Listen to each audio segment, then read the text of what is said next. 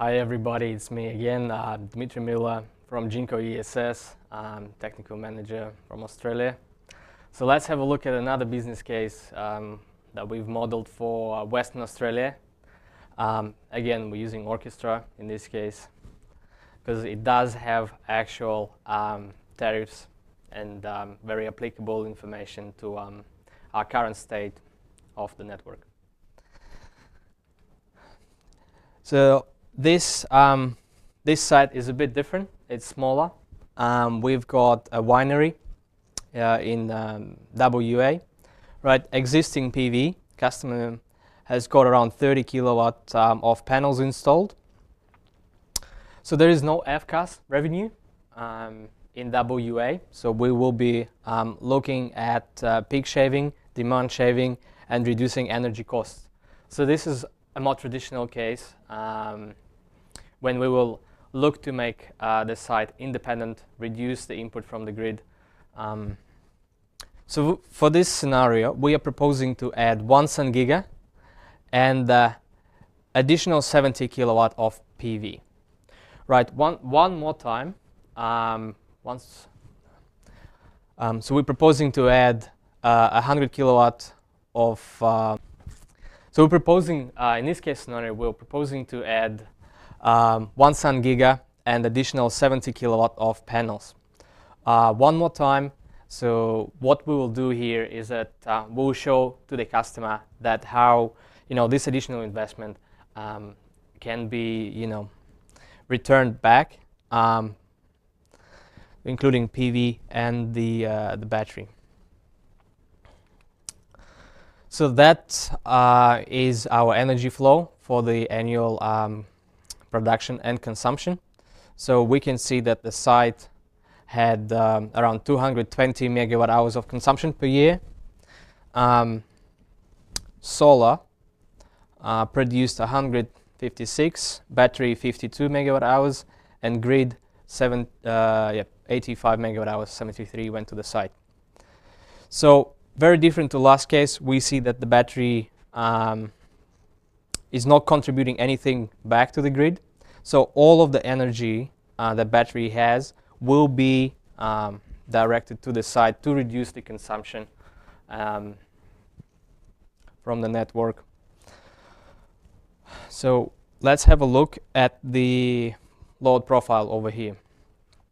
Quite more traditional graph. So we have a load before starting over here in gray, so which is quite a flat profile, flat shape. So solar energy, yellow, prominent during the afternoon. SOC of the battery is in green, so we can see most of the energy that's been used to charge the battery came from the solar during this period of time. And then in fact we can actually see that the new load profile from the point of network actually dipped into a negative area around here, which tells us that there's been excess of the solar production, and we were able to sell it back to the network. So energy independence over there, averaging throughout the year at 62%. Solar, it's been used at 87%. Battery at average at 71%. So this software also allows to do a multi-year simulation, to show the degradation of the batteries and the PV. So all of that resulted in about 6.3 years payback period for that sun giga plus additional 70 kilowatt of panels. How did the revenue look like? So tariff arbitrage around here, 44%, on the solar to load, 55%. So as we can see, solar did contribute more than the battery, but again, it's because that state doesn't have yet all the government incentives. So it's still quite a lot of open space in terms of network. We don't have to do any curtailing. So it's pretty good. While let's say in New South Wales on the east coast of Australia, we have already a bottleneck, so the people being charged a lot. If they if they don't act at the right time in terms of energy consumption and production. What we can see in terms of the earnings is that solar increased. So these are the dollars per year that each component produced. So solar did grow a little bit. And the tariff arbitrage did grow a little bit. So the question is, how come, if solar is degrading naturally and the battery as well, how come earnings from the battery and solar are growing?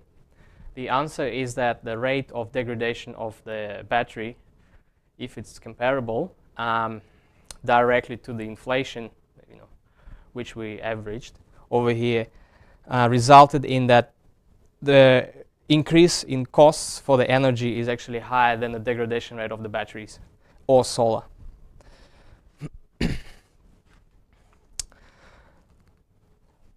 So what we can see again on the right, so familiar graph. So we have yellow is the initial investment, capex for the batteries, and the solar, right? Return about 6.3 years.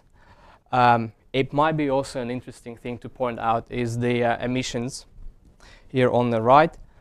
Although Australia at the moment does not have a carbon tax, we have, for instance, Canada that already charges people, for the produced CO2.